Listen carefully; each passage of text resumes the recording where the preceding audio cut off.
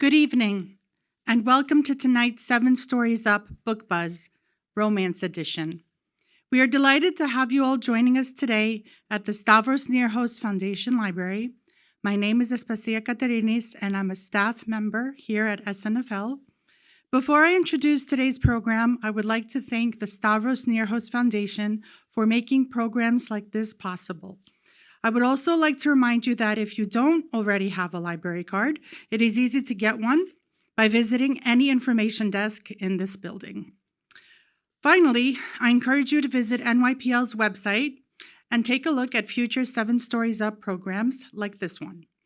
We would love to have you join us in this space again.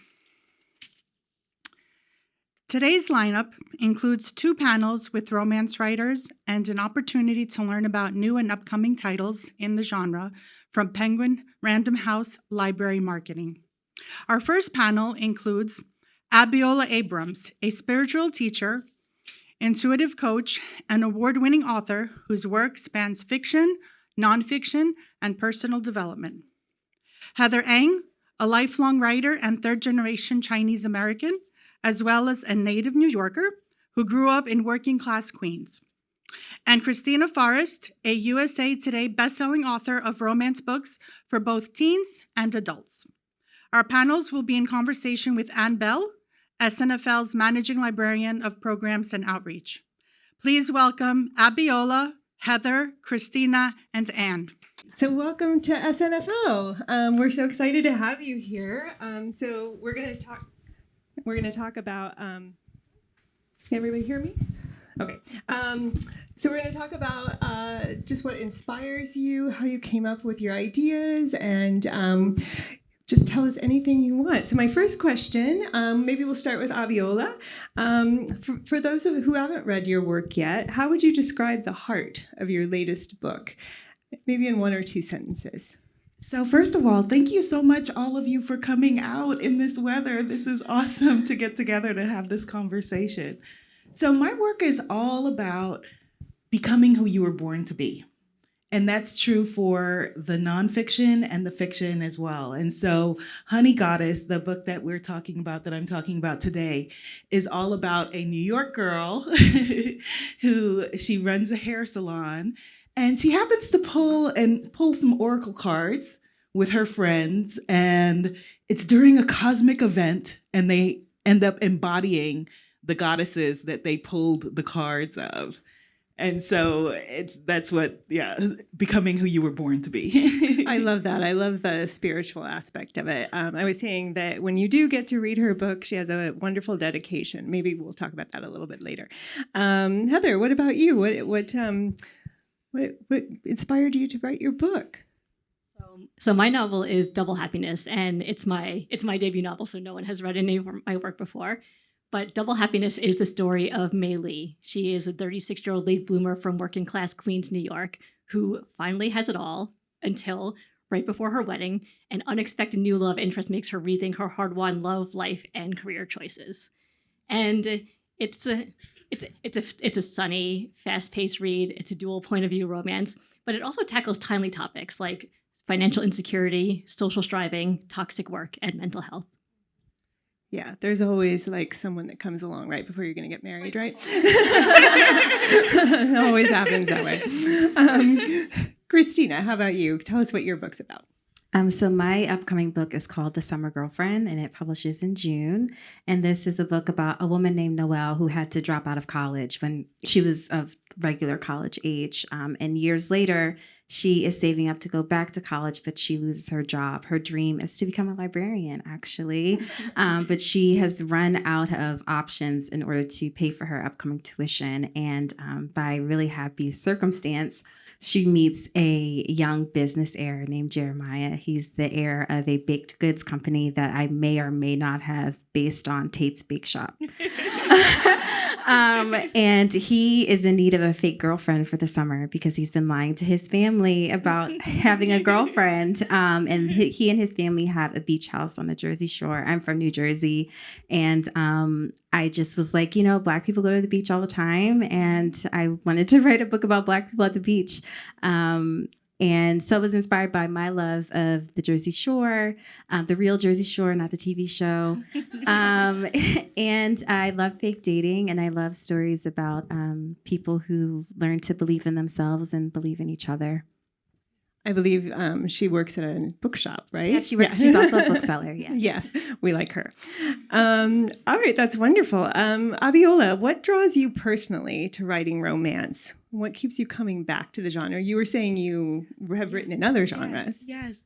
So it's very interesting. So when I wrote my debut romance years ago, I wasn't as knowledgeable as now about what romance really is, right? And so my ending, not to, spoiler alert, it was like 10 years ago, but the ending of that book didn't end in a happy ending, which is key to what makes a romance a romance. So I had a lot of like angry people saying, I enjoyed it until page 300 or whatever it was.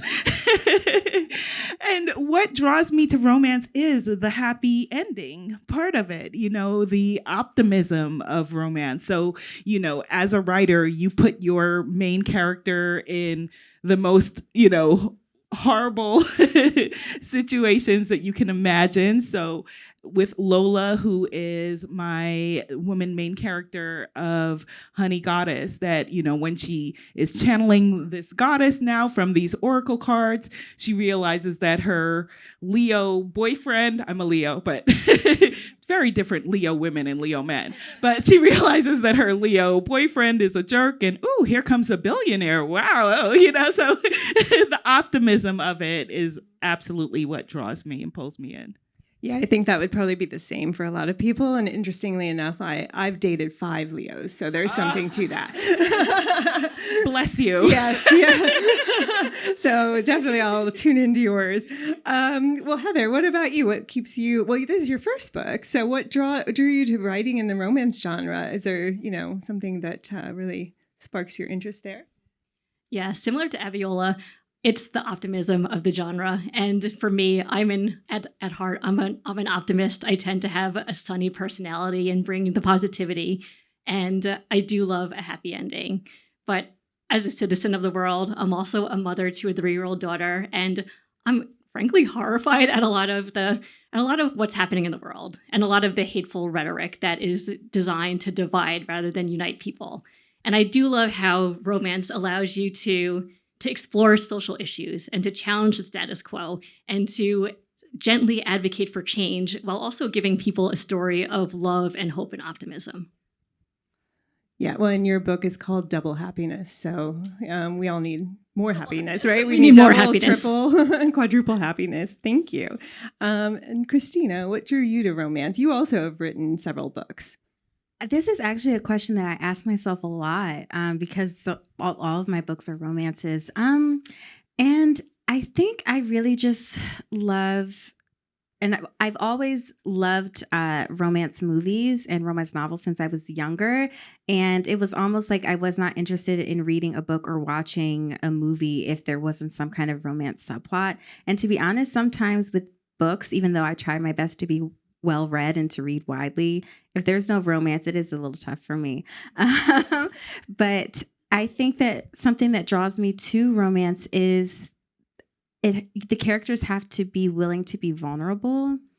And when I'm writing, I always imagine like that I have like a shovel and I'm just digging and digging and trying to uncover the heart of this person. Like we all have so many layers. And I think that a romance novel, when done well, is 2 people unraveling all of their layers and showing like that like soft underbelly to another person. And I'm always fascinated by how that happens in real life and in fiction too. So I think I'm always just trying to like get to the bottom of that.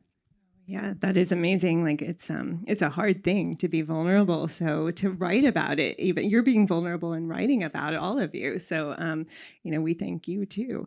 Well, let's talk a little bit about the characters within your book. So we've sort of talked a little bit and mentioned them, but which character from your latest book surprised you most while you were writing about them? Yeah, Viola, you want to go? Sure. So it would definitely be Ms. Lola Calendar, who is my main character of the book.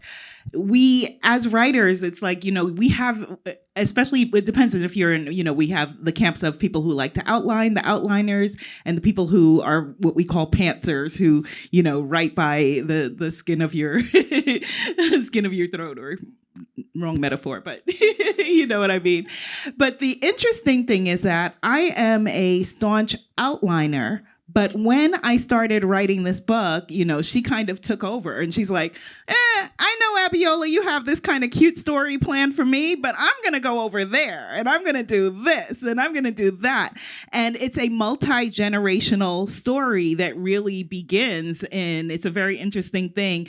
She is a New York City girl trying to make ends meet with all of these stresses and traumas and problems and issues in our present age, but she's dealing with a lot of things that started in the 1800s in the same location. And so it's a very interesting journey. And so the characters kind of take over and are like, look, I want to tell my own story, and it's going to be funny, and it's going to be sexy, and it's going to be, deal with healing trauma and vulnerability and all of these sorts of things. So it definitely was Lola. Do all of your characters talk to you? Yes, they do. They do, but it's at varying levels. It's at varying levels. So, there are, your secondary characters who it's their story too, because like each and every one of us, we're the main character in our own lives and the side characters in someone else's life. And so some characters that I thought would be a little more B-roll, a little more behind the scenes, were like, no, I have more to say. I'm a star here. So, they all are kind of volleying to tell their story as well, which is great because, that's the tension, that's the conflict, that's the energy of, of storytelling that feels alive and feels immersive. I feel a spin-off coming. Yes. Oh, that's wonderful. All right, Heather, what about you? What surprised you about your character? Which character surprised you most? So I actually had the opposite scenario as Abiola. The character that surprised me was Alexandra, which is one of my two main characters. And rather than him jumping off the page, he was a bit elusive. And it took me a long time to figure out who he was. And for context, Alexandra is a 42-year-old research professor who's back in New York after decades away, trying to rebuild his life after failing to achieve his lifelong dream of becoming a tenured research professor in Oregon.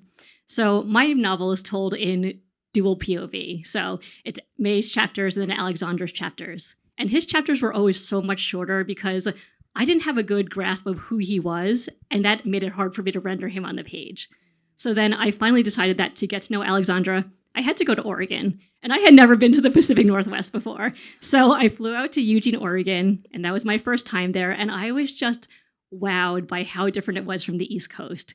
There are these massive, beautiful trees, and there's this there's such an athletic, outdoorsy culture, and the University of Oregon campus is just beautiful.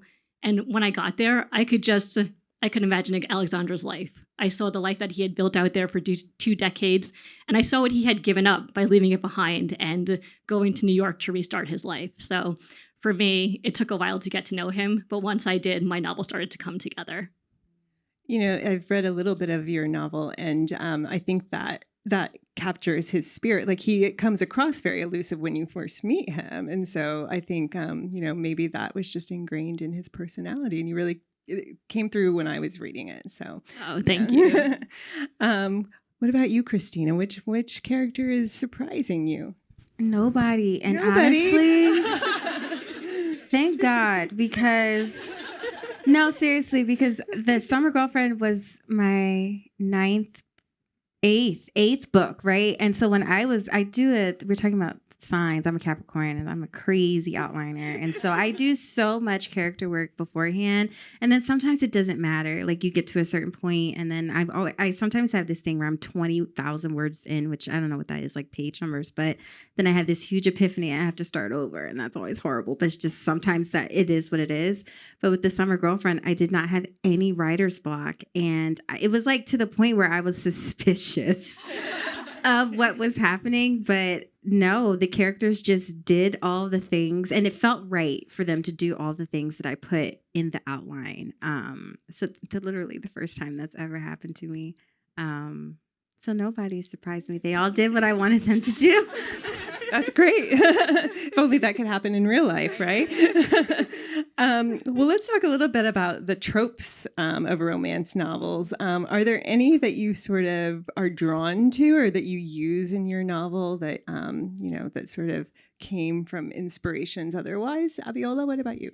I am a lover of enemies to lovers.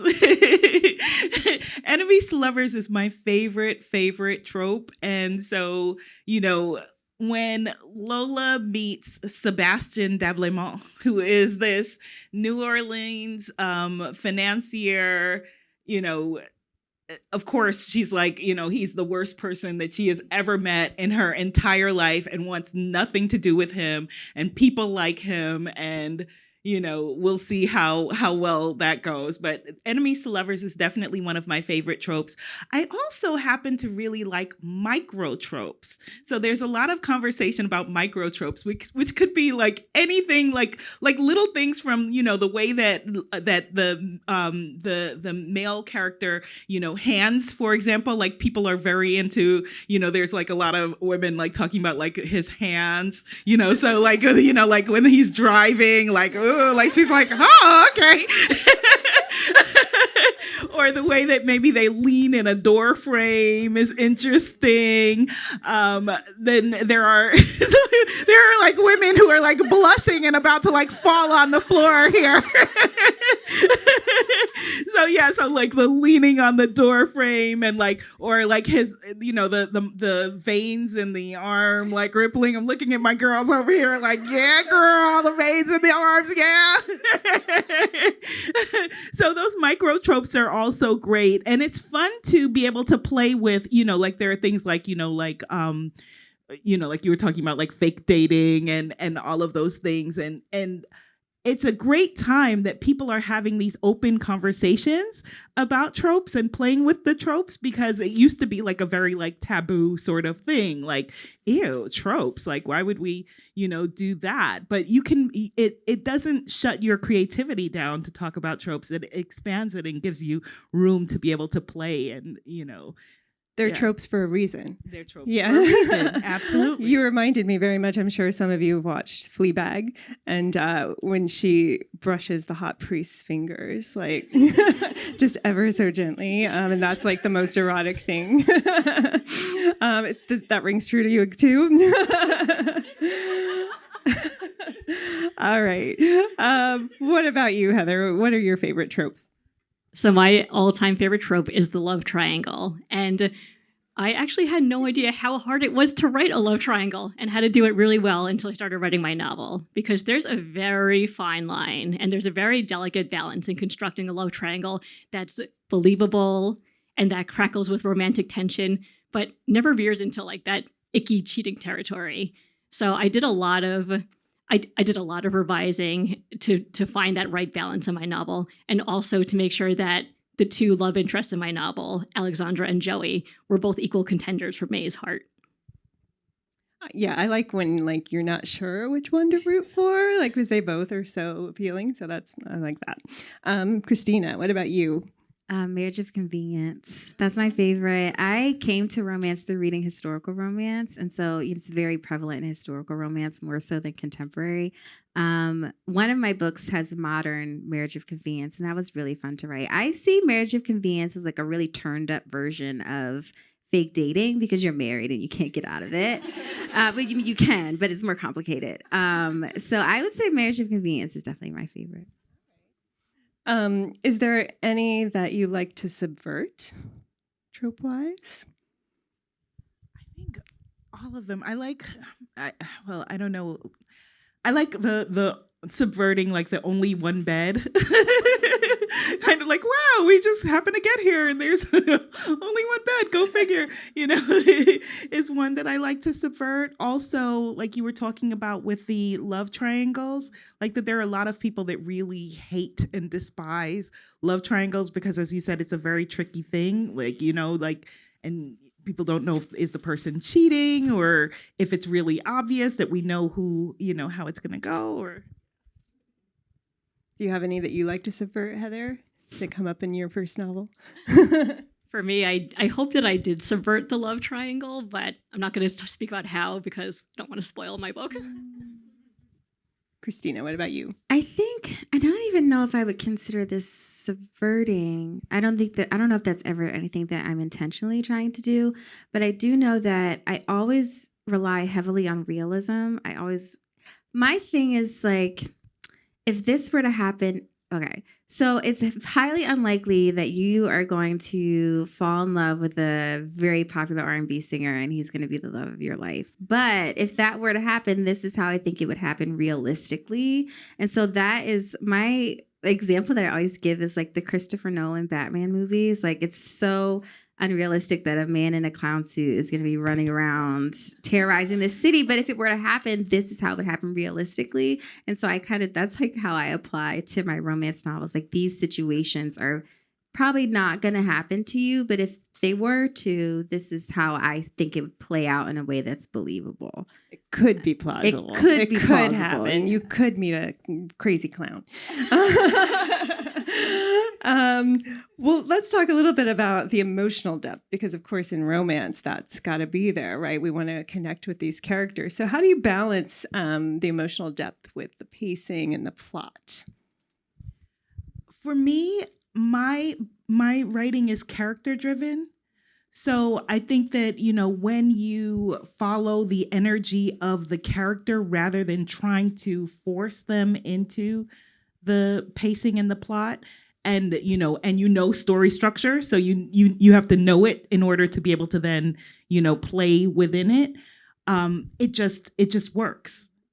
It just works. So you're following the character's arc and her journey, and her explorations of of life and trying to figure it out, and so that naturally creates a pacing that works with the plot.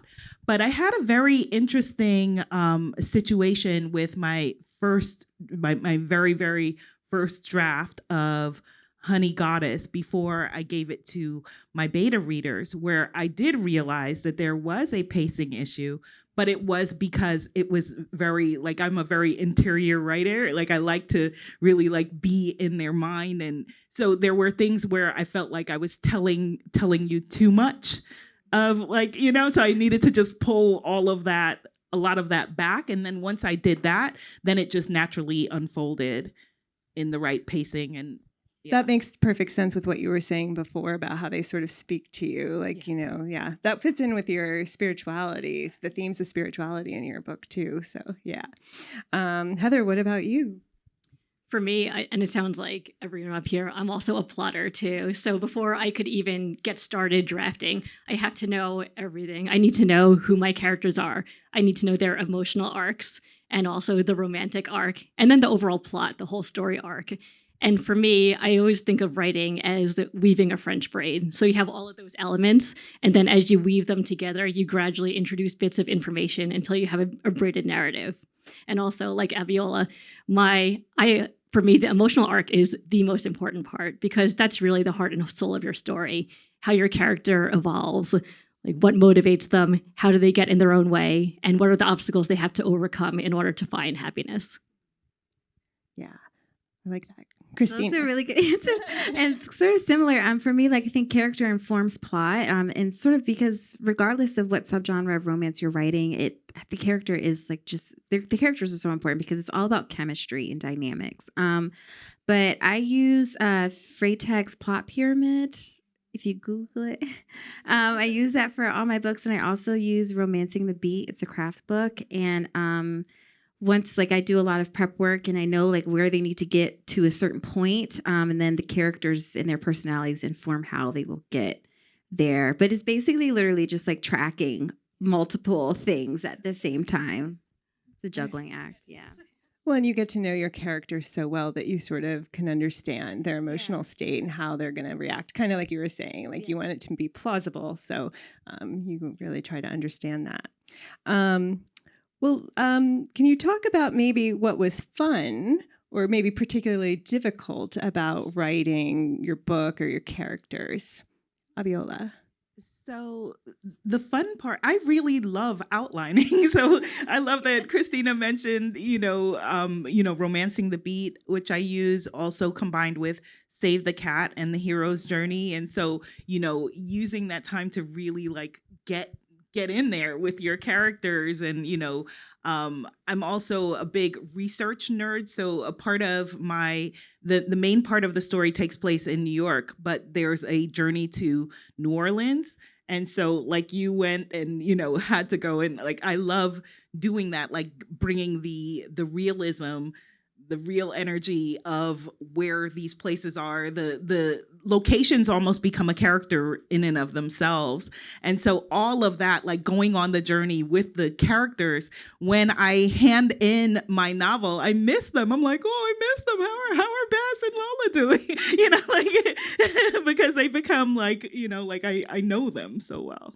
They're your family. Yeah, and I'd have to agree with that too. That is definitely the most joyful part of being a writer. I was just it's just living with these characters for so long and getting to know them. And for me, drafting is difficult, but I love revising, and I love just getting to the point where I know my characters so well that it's like, oh, I'll add the scene, and I know exactly what they'll do because I've written this book 20 times already, literally. So it's just such a joy to live with them. And my book, for me, it meant a lot to me, and it's based on an inside joke that I've had with my sister about what if we as two sisters ended up with two brothers. That didn't happen to us, but it happened in my book, and it was just a story that's very meaningful for me, and I've been working on it since 2019, and it's just been such a joy to have these characters with me over so many years.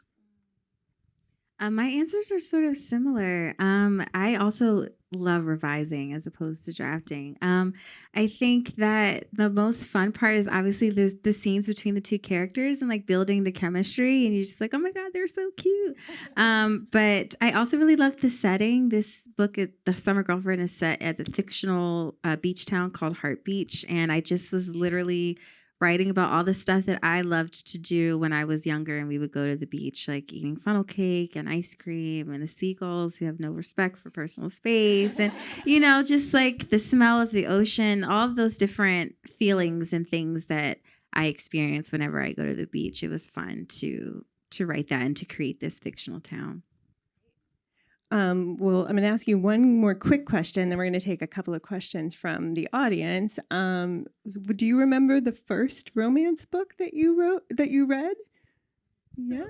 It's interesting. I don't remember the very first one, but when I was a kid, my mom had a subscription to Harlequin romances. And so she would get them in the mail, like probably, I don't know whether they came monthly or wherever, but they were like these books, and I would go and secretly be reading them and read them very quickly, in part because they, weren't that complex at the time, but also because I was, trying to read through them like really quickly, before my mom could catch me reading them. So Harlequin romances were, my first. So I actually came to the genre relatively late, and the first one I ever read was The Kiss Quotient by Helen Hoang, and it's a modern classic, and it had such a huge impact on me, and it's actually one of the biggest inspirations for my novel. It was just, Helen Hoang showed me the potential of the genre, about how you can take readers on an empathetic, emotional journey with deeply rendered characters and really honest, heartfelt writing, and while also tackling big issues like neurodiversity. And also seeing an Asian American author with such a runaway bestseller, it made me believe that there was a place for me in the publishing world. The first romance novel I read was called The Highwayman by Kerrigan Byrne. It's a Victorian era romance novel. And so I was reading a lot of historical for years. And then I read The Kiss Quotient, and that was life-changing for me too, because I was like, oh, modern, contemporary, like maybe I could do this too, because I did not want to write historical. But I love it. I feel like sometimes when you really, really love something, maybe don't write it because you want something that you can keep for yourself. So that's how I feel about historical romance. Oh, thank you so much. So we're going to take a couple of questions. Does anyone have a question for anyone? There's someone back there. Hi, thank you. Could you talk about your journey to publishing? I know it's probably like a long answer, but just like briefly. Who would like to take? I think Christina has the most romance novels going. Yeah, I just did it the traditional way. I went to the New School's MFA program. You don't have to do that. MFAs are very expensive, but that was the only thing I knew how to do, knew to do. And from there, I worked on a book, and I shared it with my critique partners and just edited it to the best of my ability. And then sent it queried agents, and then I got an agent, and then my agent took it on submission, and then it got acquired by a publishing house. So I just did the traditional way. I actually did it I created my own, I called it my DIY MFA because I knew that for me an MFA didn't make sense at this point in my life, and also financially and just family-wise. So what I did was that I took some, so basically I was working full-time, and I was taking creative writing classes, and then I decided to take a break, and then I looked at all the different courses that I would need to be able to write a novel. So I took a class on character, I took one on dialogue, I took one I actually took 2 on structuring romance novels, and then I signed up for a novel workshop where I was able to workshop my entire novel the first time. And I also took classes on querying, like how to write a good query letter. And it was a lot of work and revising, but just keep at it. I sent off query letters to the slush pile. I didn't have any connections, and then it worked out eventually. It just takes time and perseverance. So similar to the way that she said an MFA didn't make sense for her, it didn't make sense for me either, but I did it. Made no sense for me whatsoever, but I did do it. And then, I queried and first wrote a few chapters, and then realized that, while I was querying, I was writing more of the book, and ended up writing my whole book. This is with my debut fiction novel, Dare. And then with my nonfiction, it was totally different. I had a project that was written, and I felt very strongly that a friend of mine who was already at my dream publishing company, she was already published by Hay House. I kept feeling like, okay, talk to her about the book, but you don't pitch your friends. So it was like very, like me having like a very uncomfortable conversation with myself. So like, tell her about the book. No, shut up. Tell her about the book. No, shut up. And so this was during the pandemic. So everyone had like lots more time. So during one of our expansive conversations, she ended up out of the blue. She's not a Black woman at all. She ended up, my blonde, happy-go-lucky friend ended up just mentioning what the topic of the book was. So she was like, hey, did I ever tell you about the time that I, partook in an African ritual? And the work that I was doing was all about African rituals. And so it was very clear why I was getting that nudge to talk to her about it. And so then she made the introduction for me there, and, I still went through the process of then, querying, but instead of to an agent this time, it was directly to the publishing company and building a relationship with them that way. Great. Do we have time for one more? Hi.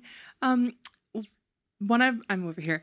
It's kind of a two-tiered question, but you know how there's that saying that like everything has already been written, and I feel like in a way that kind of gives a lot of freedom in terms of writing. Like if everything's been written, just write whatever. But how do you kind of stay motivated? Because I feel like sometimes when writing, and you had mentioned like sometimes you have to start over, and sometimes I wonder how do you kind of know when it's like you actually need to start over, and when is it kind of like, oh, I'm just listening to the noise of like this isn't good enough, or there's a lot of people in the romance market, and I'm still gonna write my story the way I want to write it, and kind of how do you balance that and hold space for those doubts, but also to continue writing in a very saturated market and stay, I guess, encouraged and motivated?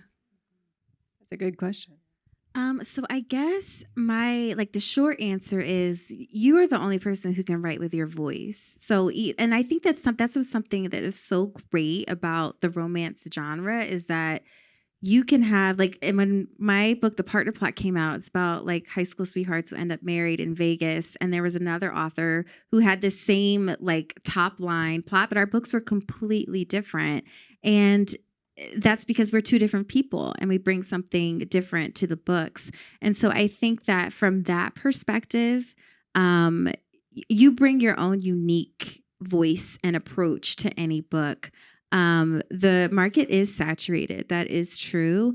But I think that in a way to escape that, like, oh, what's the point? Because there's so many other books like this, is that, you're your own unique person and your stories are going to be unique. And in terms of what happens when I start over, that's because I usually reach a point where I just feel it. It's like instinctual. I'm like, something's not working. They're not clicking. I don't know what it is. And then I usually just do like a really long free write and think about all the things that I don't think are working. And then I take like a few days. And then honestly, I can't even explain it. I wish I could, but it's just like this instinctual thing where I'm like, this isn't right. And then I like look at what I've written so far, and it just like, I hate when people try to make writing seem like this like magical thing that just happens. That's not how it is for me, except during those times when I'm like 20,000 words in and I'm like, no, it should be this. It's really just kind of like, you know it. Once you're like working on a book and you're that far in, it's like you sort of just feel it, and you just kind of just have to trust yourself. That it's hard to do that in this kind of industry when so many things are up and down, and you just don't really you don't have a ton of control. But I think that you have control over your own instincts. So. And I would agree with that too, because my biggest piece of advice I have two pieces of advice for writers. And the first is to believe in your story, no matter how weird or crazy or out there it might seem. Just believe in your story and write your truth and bring in everything that makes you, like all of your lived experiences, your quirky sense of humor, all the weird jokes you have, all of this, everything. Just bring it in, and people will see themselves reflected in it. And not everyone will, and that's okay. But the people who do see themselves reflected in it, it'll be really meaningful, and people will always get it. So really, tell your story and believe in it. I would just echo that people have been telling stories for the whole time period that we've had human beings around a fire, and have been doing it in different formats, and now this is how we are doing it. So there are people who are the right readers for your story. And so rather than thinking, oh my gosh, I have to compete with all of these people, you're not in competition with anyone else when you personalize what you are doing to your experience. So my characters are going to be Caribbean, American, most likely New York women who, are probably dealing with a whole bunch of anxieties and challenges and issues, because that's what I know, and those are the stories that I enjoy telling. There are stories that you enjoy telling that even if someone else has the same exact logline, that it just would not be that story. So look how many people are still influenced by Pride and Prejudice. I am, so in Honey Goddess, I have all these like little, like tiny, like little Pride and Prejudice jewels. This is hundreds of years later. But my version and interpretation of that is going to be totally different than anyone else's. So, stay with it, and trust your voice. I think that's a lovely sentiment to end on. And I thank you, lovely, unique ladies, for all of your comments. Thank you, Abiola, Heather, and Christina. Thank you. So we're gonna shuffle off the stage and stay tuned for the next part. Thank you all for coming tonight. This is so fun. I think the world is very stressful, and so if we can stand here and talk about romance novels, why not? I'm glad you guys all got to come out tonight. We're happy the weather is not what it was last Wednesday, so this time it's a little more enticing to come out, and we're so glad that you did. The room is full. This is really fun. We love talking about these books. They're so fun. And so what this part of the presentation is Miriam and I are from Penguin Random House, the library marketing department. Oh, hold on. Let's see. Here we go. The library marketing department of Penguin Random House. So we're going to talk to you about some romance novels that are just out or just about to come out that you can put on your TBR lists. We encourage all of you to follow us online on Borrow, Read, Repeat. This is our marketing site geared toward library users, where we tell you what books we're loving, different categories. There's always like raffles and sweepstakes, inside scoop. It's a great, great resource, and the people that do it on our team do a great job. And just always, it's chock full of wonderful books to read. So we hope you'll follow us on Borrow, Read, Repeat. In honor of tonight's event, we have this really fun sweepstakes. It's called Practice Shelf Love, and it's on your handout in a QR code, so you can enter to win this lovely collection of romance novels and some socks and a little pouch. And this is the kind of thing you'll find on Borrow, Read, Repeat all the time. So we hope you will enter our sweepstakes, and like I said, follow us on Borrow, Read, Repeat. Okay, so on to some of the books that we're going to talk about tonight. The first one is called The End of Romance, for readers of Nora Ephron and Lori Colwin. Sylvie Broder, I love the plot of this novel. You're going to love it. Sylvie Broder was taught early to embrace joy. She's the granddaughter of Holocaust survivors whose greatest priority was enjoying the life they'd snatched back from Hitler. Sylvie believes in the tenacious pursuit of pleasure, yet somehow finds herself trapped in a suffocating, emotionally abusive marriage. With enormous fortitude, Sylvie frees herself and turns to graduate school, where she develops a new philosophy. Straight women will find true liberation and happiness only once romance is eradicated. Now Sylvie prides herself in separating sex from tenderness, having fun with men but never committing to one. Then she meets Robbie and Abby and finds herself philosophically sorely tested. A warm and gentle man, Robbie treats Sylvie with patience and enormous kindness, offering her comfort she hasn't had since childhood. Abby is passionate and dynamic, a man who challenges Sylvie and with whom she finds herself constantly disarmed. With both men, she feels a deep desire that looks worryingly a lot like love. Cleverly constructed, delightfully funny, and beautifully written, The End of Romance is an anti-romance novel that charts its fallible heroine's tumultuous journey to love and happiness and deep feeling, a story for anyone who, despite their best efforts, has fallen in love and wondered why. So this one's out now, and like they were talking about the love triangle, this is one for those of you that were piqued by that genre. Oh, this one's me too. I love this one too. I love the title, The Experimento. Okay, a woman enlists the help of her favorite musician to win her ex-boyfriend back in this sparkling romantic comedy set in Venezuela, and it's a debut. And it comes out next week. Maria Marianto Camacho is a planner. At 27, she has her life perfectly mapped out, which you know is headed for trouble. Her long-term boyfriend is perfect on paper, and she's expecting a proposal any day now. She has a stable job as a lifestyle columnist at Ella's, one of Latin America's biggest digital magazines. Her future is set. She is sure of it, which never, ever happens.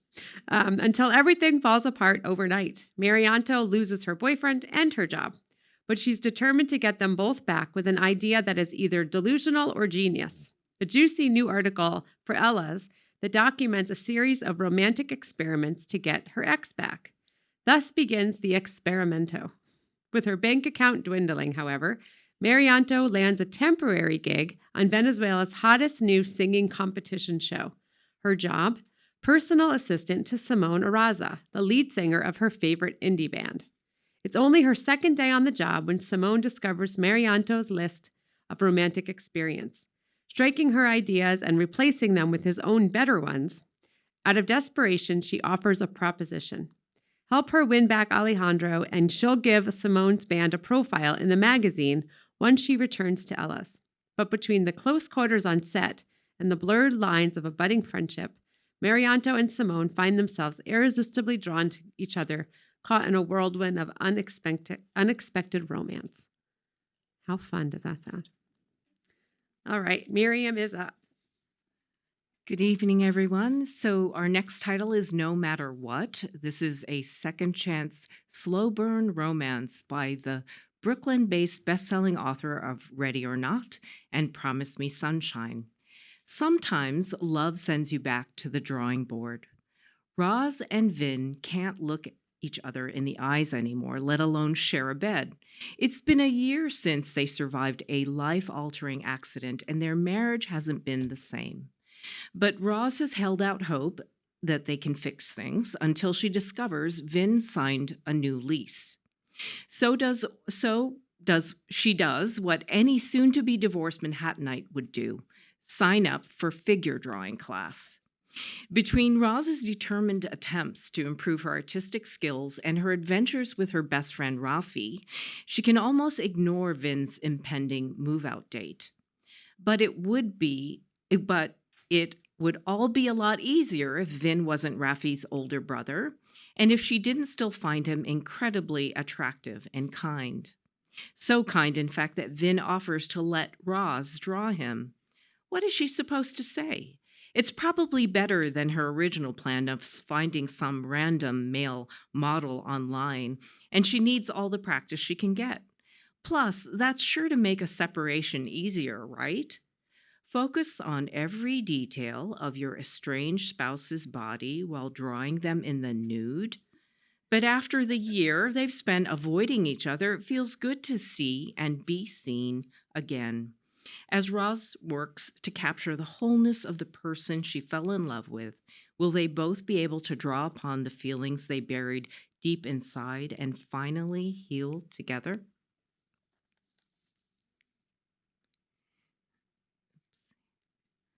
Next, we have a novel that's set in Western Ireland, How to Write a Love Story.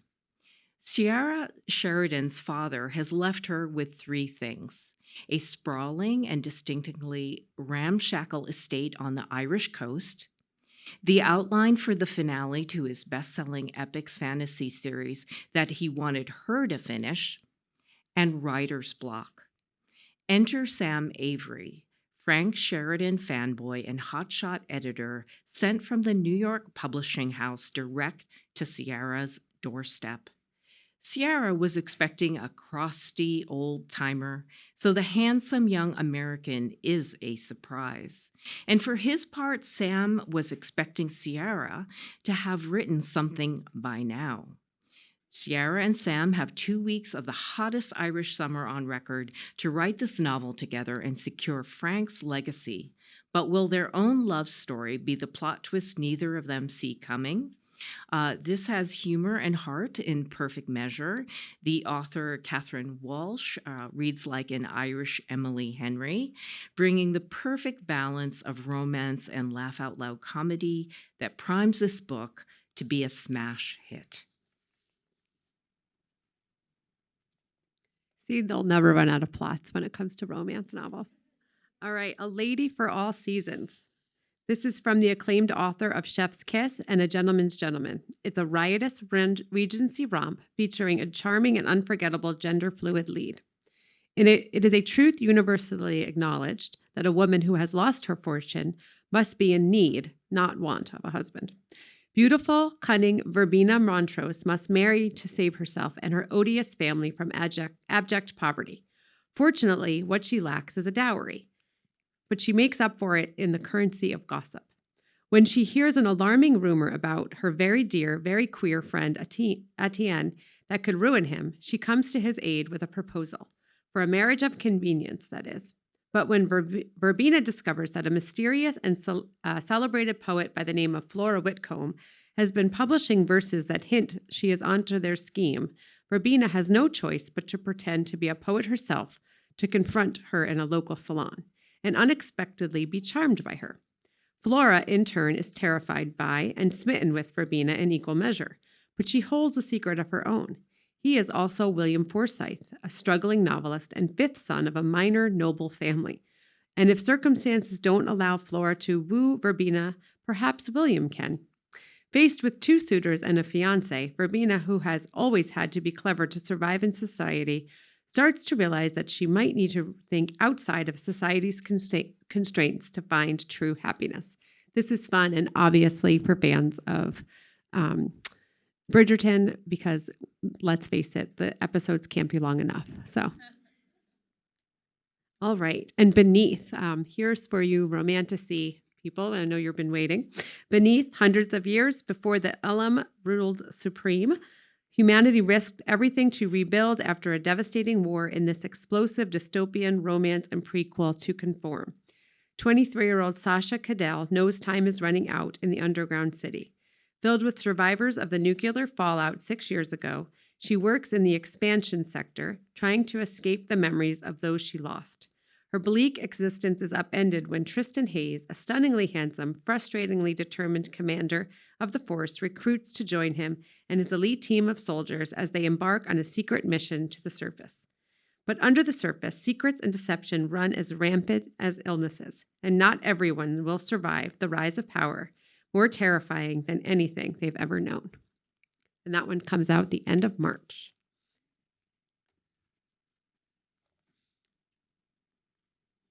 And next we have a book, Annie Knows Everything, that is inspired by Jane Austen's Emma, and it's set in a modern-day New York City tech company. Annie has all the answers except when it comes to her own heart. After getting let go from her job and learning her sister is engaged to the worst man alive, Annie needs a win. Filling the open role in her company's data strategy team is just what the doctor ordered. So what if she doesn't know how to write code? How hard can it be? Shirley Connor, the team's overworked, aggravating, and distractingly hot interim head, will soon realize how capable Annie is. Annie sets her sight on landing this new job, even if that means ignoring the chemistry between her and her new boss. And she tries to gently convince her sister to reconsider her engagement. But with sparks flying at work and home, Annie begins to see how complicated taking matters into her own hands can be. The author, Rachel Wood, is a debut author with engaged bookish connections. She's the founder of Rare Birds, a female-centered book subscription service in the UK that eventually has expanded into a brick and mortar store in Edinburgh. And this has garnered a huge Instagram following and is beloved by the literary community.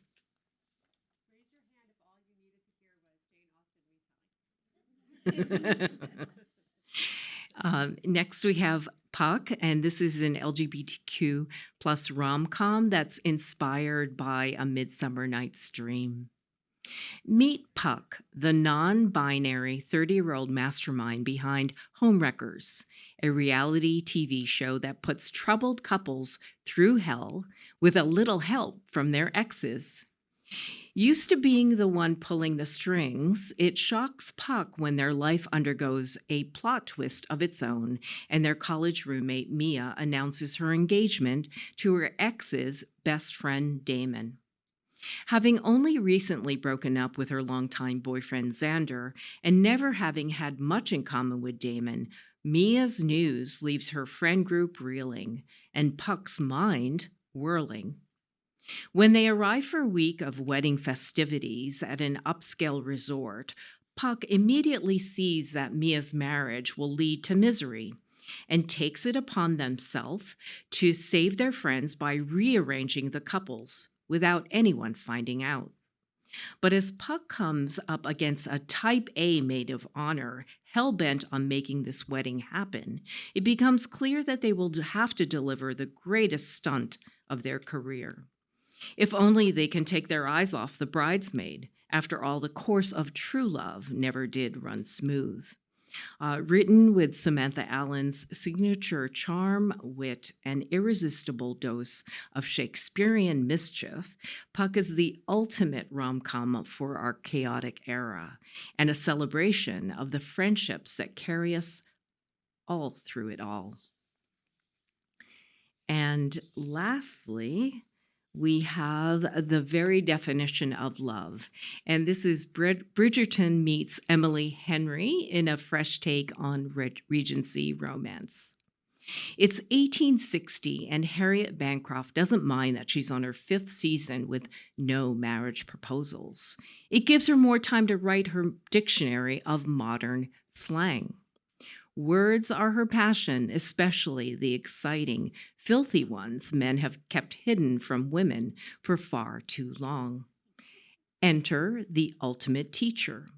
When Harriet accidentally finds herself in a compromising situation with the notorious rake, Lord Alexander, she has no choice but to sort of kidnap him and strong-arm him into an elopement.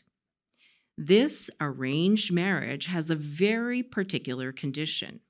It will be in name only, leaving each of them to follow their own interest. For Harriet, that's her work, and for Alexander, that's women. But love has a different lesson in mind. Soon, Alexander's rakish lifestyle is not nearly as fun as spending time with Harriet, and Harriet's beginning to worry that she might actually like her husband. Behind the closed doors of their respectable home, things become a little complicated. After all, who better teach her the very thorough meaning of these indecent words than the renowned lover, Lord Alexander Sterling? Perhaps this marriage will teach them both a little more about that word they've been avoiding, love. The spice level of this novel is sizzling. It's sexy and funny at the same time. And just a few words about the authors. Sophia Benoit is the author of Well, This Is Exhausting. She writes regular columns for GQ and Bustle, and she's the host of the sex and relationships Ringer podcast, None of My Business. And just wanted to share some of the new books that you want to check out in 2026 on this slide, and it's also in the back of your handout. And also, please stay in touch with us. We have a website, newsletters, and much more on social media and on our site. Thank you so much for your support of this library and our books and authors. Our next panel includes Katie Holt, who studied writing at NYU and fought with every professor to prove that romance novels were worthy of their time. Jennifer O'Brien, founder of the popular design site City Farmhouse, and who, after her dream of buying a fixer-upper fell through, wrote about the one instead. And Tom Vellner, a writer, editor, and a mediocre tennis player. Our panelists will be in conversation with Melissa Schurer, a supervising librarian here at SNFL. Please welcome Katie, Jennifer, Tom, and Melissa. Hello, everybody. Hello. Hi. Thank you so much for being here. We are going to just jump right in. And first, I'll just ask you each to tell us a little bit about what your upcoming book is about. I can go first. So my book is The Last Page. It's about a bookseller who's worked at a store called The Last Page her entire life, and she was getting primed by the owner to eventually own it whenever he passes. But then he passes unexpectedly, and he doesn't change the will. And it's left to his estranged grandson, who does not have the same vision as the bookseller does. And they find out that the bookstore is in trouble, and together they unfortunately have, well, not unfortunately, I like that they do. They have to work together to save the store. So yeah. The Summer I Found You is really a reinvention story. And my main character, Dahlia, is really on the cusp of a new beginning, but she finds herself at a crossroads. And she is on her way to her Aunt Lil's house to fix up her beach cottage. And in the process, meets her handy hunk of a reality star neighbor. And chemistry sparks from there. There's also a mystery, a letter that she finds that she has to find this key that unlocks this mystery spanning many generations. So. Hi. First of all, thanks for having me. I'm so excited to be here. My debut novel, 30 Love, is a queer rivals to lovers rom-com set in the world of professional tennis. It's about the main character, Leo, is about to turn 30, and he still hasn't achieved his lifelong goal of winning the U.S. Open. And so he's under this immense pressure to win the US Open, like under this like goal that he's set for himself. And he's finding himself really distracted because he, even though he's out to himself, he's not openly gay on the tennis tour. His dad is his coach, and he's really clashing with him. And he's unexpectedly falling for his longtime rival, Gabe. I hope everyone gets a chance to read each of the books. They're wonderful. Can you tell us a little bit about just kind of like your origin story, if you will, how you came to be an author, a romance author specifically, if you want to take that route? I don't want to go first every time and steal it from you guys. Let's go Tom this time. Okay, I'll go first. I like to say that my lore as a romance author, even though this is my first book, started when I wrote in kindergarten a story about two of my Beanie Babies that fell in love.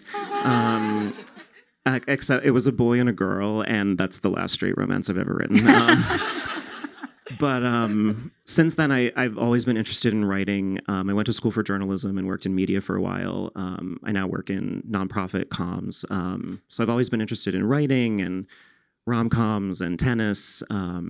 And during the pandemic, when I was home all the time, I was watching tennis matches every day because I was so bored. And I was kind of like waiting to see an openly gay man come along. But up until recently, there had never been an openly gay man on the tennis tour. And so I've always been into tennis. I've always been into rom-coms. And it kind of just like dawned on me that I could combine these two loves that I have into a story. And it just kind of flowed from there. So yeah, that's my lore. Love it. So the one book that kind of did it for me was The Light We Lost by Jill Santiloppo. And from there, I just knew that I wanted to write a book. I didn't know how I was going to do it. I've never taken a creative writing class, but I'm somebody, once I get something in my brain, I just don't give up. So I've been in home design for a very long time, and my husband and I were back and forth with buying a fixer-upper, and it was just one drive home as the sun was setting over the farms, and I said, maybe I'm not supposed to buy a fixer-upper, because everybody was doing it at the time. It was during the big craze of Chip and Joanna, and I thought, I mean, everybody wanted to do it, right? You saw that hour, and you were like, that's it, I'm buying a fixer-upper. So I just decided, you know what? Maybe I'll make my own lane, and maybe I will write about one instead. And so my first book was about a fixer-upper, and then this book, The Summer I Found You, is also about a fixer-upper. And so that's kind of how it came to be, really. And I just learned everything I needed to know along the way. I think for me, I was always just really fascinated by love. My parents were like really gross, like disgustingly in love, like really, really gross. And I just always, well, it's gross, but I admired it. I was a Wattpad girl. Like I was like deep in the trenches. Like I was reading like Bad Boy Stole My Bra, like Mr. Popular Next Door. Like I was there. And I just always loved reading. So it kind of just felt like the only thing that I could ever do was write romance novels. And similarly, during the pandemic, I had nothing to do. And I was supposed to be at school in New York. And I just really wished I was there. So I ended up writing my first novel about that. And it all just came to be. Do you all have a character that resonates with you more than others? I would say my main character, Dahlia, she's a little lost, she's a little broken, she's a little cynical, and she's a little insecure. And I think we've all felt that at one time in our lives. But she shows up time and time again. And I think that's just something to be respected. And I think it makes for a great story. So yeah, I think Dahlia I would definitely feel most connected to.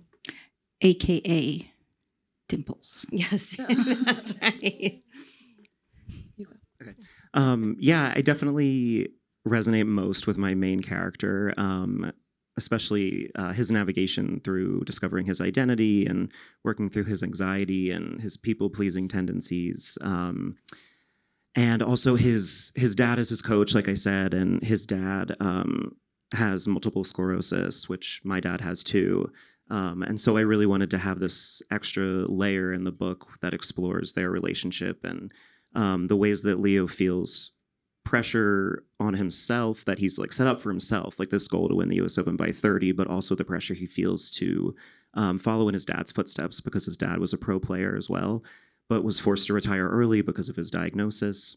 So it really explores like legacy and ambition, and I resonate so much with that because of my dad having MS, and he is also a writer. So I explored a lot about like following in your parents' footsteps, and the pressure that comes with that, but also how much he learns from his dad along the way too.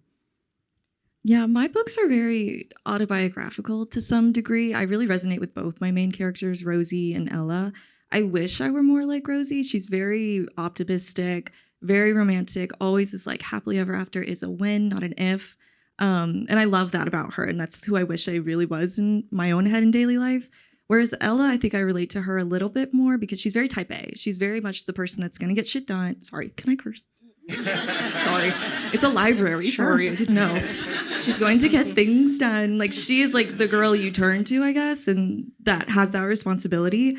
And I guess I was kind of exploring like two sides of like a same coin of like wanting to be the person that is always there for somebody in a different way. You know, you're there for them like in a romantic sense, but also you're there for them like in the practical, we have to save a bookstore sense, you know. That bookstore, the last word, sounded a little bit familiar, but then did it? but then it didn't. Yeah. So it since there are like a lot of autobiographical aspects to your writing, did you have to do any kind of research for these books, and what did that look like? Watching like thousands of tennis matches. So much tennis, a lot of rom-coms, reading a lot of romance too for inspiration. Yeah, I think I also followed a ton of tennis players on Instagram just to see like what their lives were like off the court too, because the book takes place over a year from one US Open to the next. So they're traveling around the world. So I really wanted to know what it looked like and what their friendships are like with other players on the tour, because the main characters' best friends are also players. So they have like a really unique dynamic since they're all in this this world that I think is something that's like hard to wrap your head around, like traveling like 40 plus weeks out of the year to play matches. I would say I also did a lot of romance research. I wanted to get certain scenes just right. And I would say renovation, even though I'm a DIYer, there were so many technical aspects to, you know, fixing up a house that, you know, I really spent a good amount of time watching This Old House videos. I got to know Bob Vila very well. And my garden research. I mean, who knew there were so many intricacies to gardening? And, you know, I'm a beginner gardener. So, and so many roses. So there was a lot of research that went into it, but it was all in such good fun. I was a bookseller for a couple of years, so I really drew on that experience, and I knew a lot from bookselling, but I talked to a lot of my friends that were booksellers, or I walked into a couple bookstores and I was like, do you mind if I just yap with you for like 10 minutes about your job? And which would end in them like, bitching about their job. And I would be like, say more. Like, that's exactly what I needed. So it was a lot of just like our favorite things of just wandering around bookstores and reading romance novels too. Yeah. Yeah, that definitely sounded realistic, all those exchanges at the bookstore. What's something that surprised you about the process of writing a novel? Katie, you can go first. Okay, I'll go first this time. I think, I mean, what they said in the last panel really rung true. When I was writing my first novel, like they always say, like the character takes over. And I was always like, that is crap. Like that, you were writing, you're in control. No, they're onto something. Like they are right. Because I would be writing and then I would be like, but this doesn't feel right. Like this doesn't feel like what this character should be doing, how they would be acting. And then you're like, well, why are they doing that? Like it just kind of just flies out of your fingers, which is something weird that like your hands kind of work faster than your mind, whereas like it's coming from your mind. So that was really shocking for me, honestly. I would say the fact that you could write a book and edit it 30 times and still not feel like it's done. And I would also say that, you know, the sparks of creativity that come when you're driving or when you're in the shower or, you know, when you're, you know, at your child's basketball game. Yeah, I mean, and then when it comes, you just got to write it down. So I would say that those two. Yeah, mine's kind of similar to that. I was surprised at how much it just like consumed me. Like I thought about it all day, every day, and it would keep me up at night. I would need to like write down notes on my phone or in a notebook next to my bed. Like that's such a cliche writer thing, but I really did need to do that. Yeah, and my husband can attest that I just like yapped about this book constantly, going through ideas and does this make sense? Is this actually funny? So yeah, I was just surprised at just how much it took over my life. Is that, kind of speaking of being funny or like getting inspiration from all different things, do you have a tactic for developing realistic dialogue or like keeping it real? I just pray. Like, I'm like, oh my God, I hope that this sounds like what people talk about.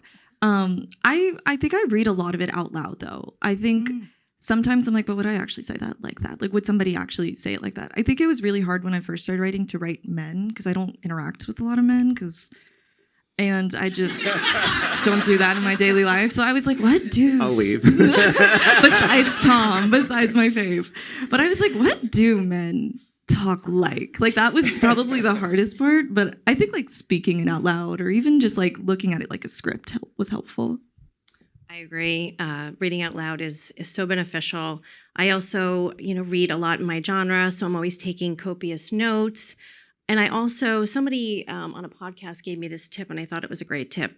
They said that they watch film, movie, series, anything on television to see, the pauses and then the interactions and the look on somebody else's face, because I think there's so much that goes into dialogue that revolves around expression and body language. So I thought that was a great tip, and I actually do it. I look at, when I watch films and when I watch TV shows, I'm constantly taking note of how they interact. So, yeah, I feel like I tried to write dialogue that was true to like how me and my friends actually talk. I would try to like almost picture myself in situations with my friends, and the way that we just like are talking almost like in a language that's like just for us. So I tried to make it feel like if you were reading a scene among the main character and his friends, like you were really there with them. Because yeah, if they're speaking too much in like exposition and foreshadowing, you start to like feel the writer's hand too much, like telling you what to think. So yeah, I just tried to make it feel like a real friend group. Makes sense. That's a good tip too. I do have to look at my notes. At least two of the novels I noticed mention public libraries, specifically the Mulberry Street Library, I think. So shout out Mulberry Street. What role have or do public libraries play in your personal or professional lives? My book doesn't talk about libraries, but I love public libraries. And I feel like, yeah, I went to my hometown library in Pennsylvania like a lot as a kid. And I think in like 5th grade, I entered a short story contest that I didn't win and pretended to be okay with that, but I was upset. And yeah, I feel like my public library growing up was a huge part of what helped me learn to love reading and learn to love writing, and was just like such a safe space to go to. And yeah, I think that's carried through into my adult life too. My public library had a huge impact on my life. I've shared this on my Instagram, and I've also shared this on my blog. But I struggled to read and write when I was young. And my girlfriend one summer said, we're going to the library. And you know what happens when something's hard, you don't want to do it. So we got on our bikes and we went to the library. And at the time, it was this tiny little house. And we walked in and she said, we're signing up for the summer reading program. And I said, I don't want to do that. And so the librarian came over and she said, what kind of books do you like? And she introduced me to Judy Blume, and really my love of story began there. And if it hadn't been for her, I don't know. Honestly, it was just really life-changing. That's so beautiful. Sorry. I guess like in the way that like some parents want their kids to be athletes, my parents wanted their kids to be readers. So in the summer, we would live at the library. Like we were there like 9 to 5 every single day, like it was a job. My dad had like a contest between like the three kids that was like for every page you read, you got a penny, and I was gonna win. Like there was no doubt I was gonna win. So the Cedar Bluff Ranch in Knoxville, Tennessee, like that's my girl. Like I lived there in the children's section all the time, all summer. I love that. I love all of that. What was I going to say? Oh, well, one thing, I mean, I don't know how relevant this is, but one thing that I felt all three books had in common was this sort of like honoring your elder. There were, a couple of different, you had Lil and Leo and Johnny. I felt like, was that, I just found it interesting that all three had that kind of theme going through. Was that intentional, or it just worked out that way? Between the three of us? No, like in your novel. Like, I was like, we didn't chat. Was that one of those, I don't, not microtrope, that's not right, but did that theme, did you intend to feature that? I certainly did. My grandfather was like my best friend ever. He was my biggest supporter. His mom always really wanted to be a writer and really wanted to write a book. And he was so supportive of my first book. He read every page, which I did not love. And so writing my second book, I really wanted to honor him. And it also just kind of fit with the story that way. But it was really intentional that Leo was so based off my grandfather that it blended really well. I've always had a kinship to older people, and I just have soaked in their advice and their sage wisdom. So I knew when I was writing this book, I mean, I think I probably thought of Aunt Lil first, and then it kind of came to be. And I will also say that I never really had a cool, creative aunt. So I think I created the character just so I could metamorphose it into life. So, yeah, so that's... Yeah, it was definitely intentional in mine. Like I said, Leo, the main character, his dad is his coach, and he really does have this like deference for him. He means so much to him. He's like taught him everything he knows about tennis. And yeah, I'd always wanted to write a story that explored the relationship that I have with my dad, and that even though our identities are so separate, like as a queer person and he is a person with a disability, I think like as I've gotten older, I've learned so much about how even though they're distinct identities, they intersect so much. And so to be able to write a storyline with Leo learning that lesson as well, how much he's learned about his dad off the court, and how much his dad has influenced him personally and in his relationships, that was something, yeah, definitely intentional and was really special. It was pretty cool to see that in all three. Katie, your bio mentions that you fought with every professor about romance novels being worth their time. I'd be interested to know what both sides of those arguments sounded like. And, for Jennifer and Tom too, have you experienced that sort of negative perception, maybe? I would say occasionally I have, and it was more like in my 20s and 30s. But I will say that my mom always had romance next to her bed. My best friend's mother always had romance next to her bed, and my grandmother too. So it was just something that it was very normal for me. But I will say I'm at a point where I enjoy it so much. It is so good for my mental health, and it brings me so much joy to find a happy ending after, completing every single book. So, yeah, I feel like I've had so much support from my friends and family when I told them that I was writing a romance novel. But I feel like leading up to that, like throughout my life, especially growing up, it's like so like abnormal for a boy to be interested in romance and rom-coms. And it was something that I had to say like, oh, I only watched that rom-com because my mom and my sister did, even though I was like hanging on every word. So yeah, it's like, and like there wasn't much queer romance for me to really get into growing up. So I think any like shame around that was more from like the void that there was in there not being queer romance.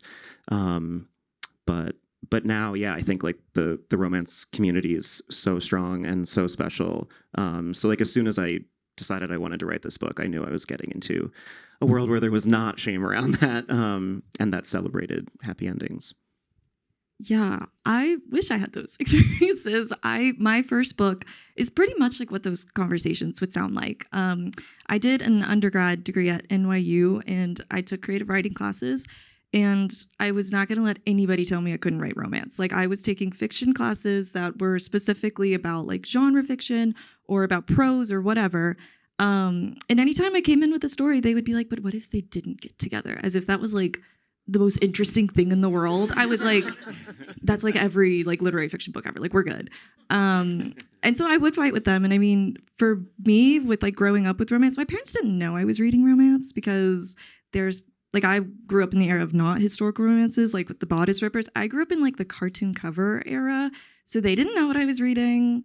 They weren't really concerned. So they didn't know until my first book came out that I was reading romance. So they were very supportive. And the you're so right. Like, the community now is so like, it's beautiful. Like, Romance Landia, I love her, you know? What's a piece of writing advice that you follow, and what is one that you don't? I do follow the shit. We were talking about this. I do follow the shitty first draft. Like, my first drafts are always so bad. Like, who knows what's happening in them? Like, it is so different from the final product. Like, halfway through, I'll change my mind on something that had already happened. But in my mind, I'm like, if I just can chug through, then I can revise. For not following, oh goodness, I feel like I'm not the person to ask for this. I feel like everybody gives really good advice. I don't know. That's a tough one. You can skip it. It's okay. Skip. I have a very unconventional answer. I would just say, don't give up. I remember listening to a podcast, and they said the difference between somebody getting published and somebody not is because they didn't give up. And every single time I hit a roadblock, I cried for a day, and then I figured out how to become a better writer. And I would say that's the only reason I'm up here today. I feel like, yeah, I mean, 100% that. And then like a more niche thing. I saw an interview with Quinta Brunson, who created Abbott Elementary, and I can't remember who she got this from, but her advice was like, if you're trying to create a cast of characters like on Abbott Elementary, an exercise that she learned is to like imagine that there's a dollar bill on the ground and each character has to pick it up in a different way. So like one of the characters would pocket it, one would donate it, one would like immediately try to find the owner frantically. So it's just like an exercise in trying to figure out like how each of your characters has a different perspective. So I found that helpful. Is it time for questions? Okay. It is time for questions from the audience. Thank you.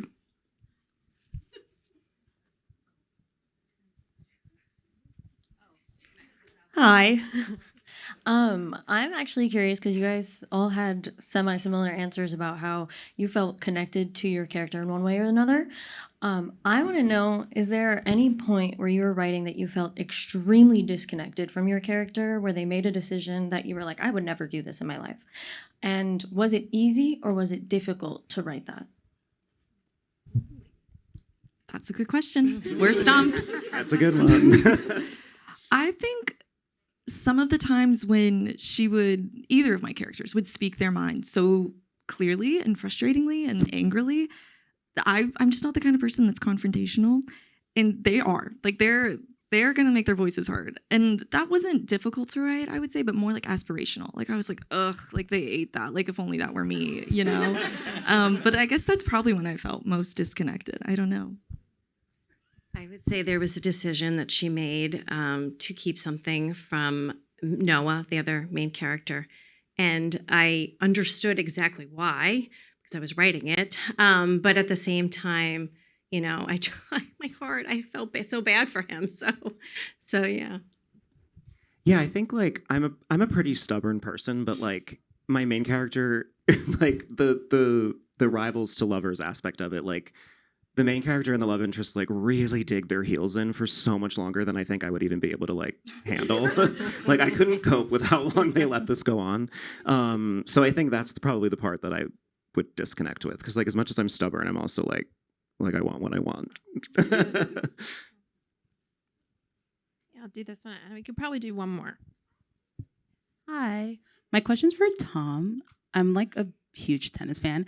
So question 2, was there a on-court or off-court interaction or match that you watched that kind of either shows up in the book or kind of made you want to write the book or put it in the book? And then also, very important question, Yannick Sinner or Carlos Alcaraz? Like, Yes. so important. I'll answer that one first. I mean, I love both of them, but I definitely think Alcaraz for me.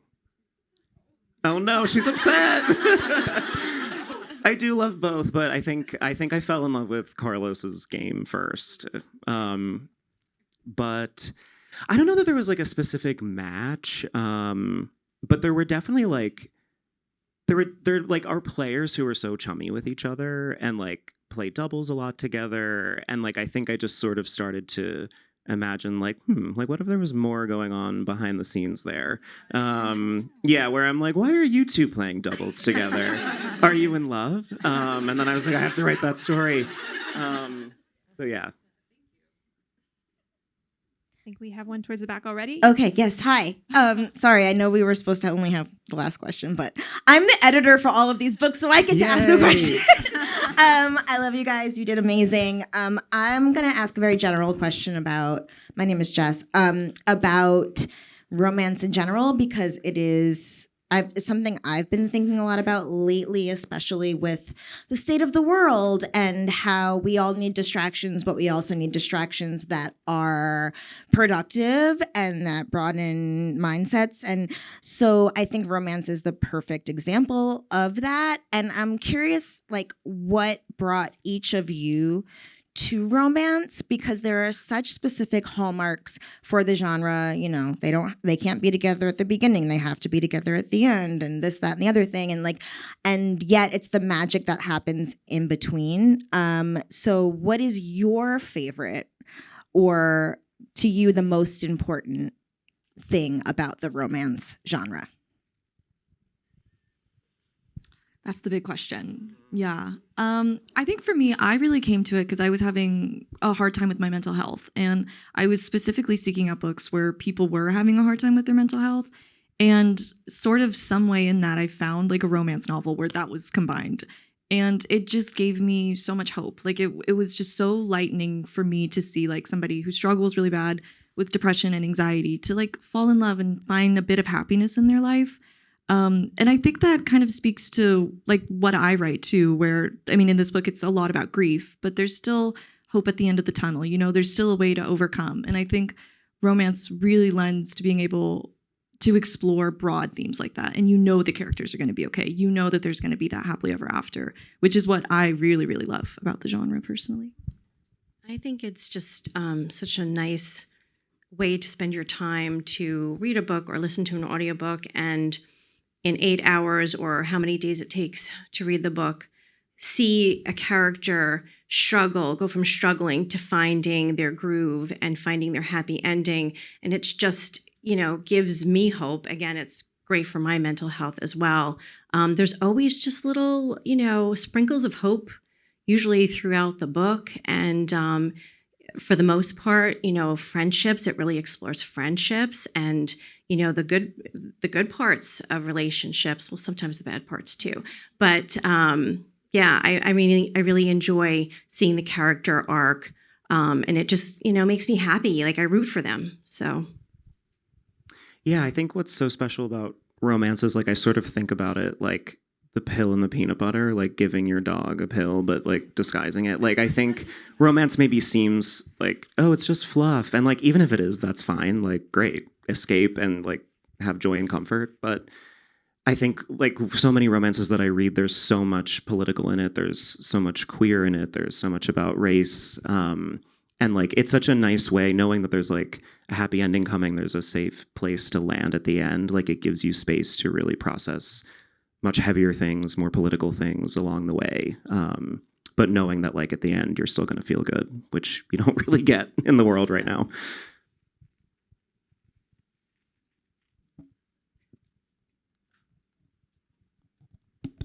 Okay.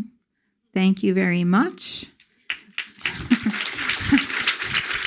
Do I need to say anything else about? So we have, if this is on, hello. So we have goodie bags for everyone outside. We have enough for everyone here. So just be maybe a little patient because it's a large crowd. And as you come out, you can pick up your bag. And then if you would just head off the floor so that we have lots of space for everyone. Thank you.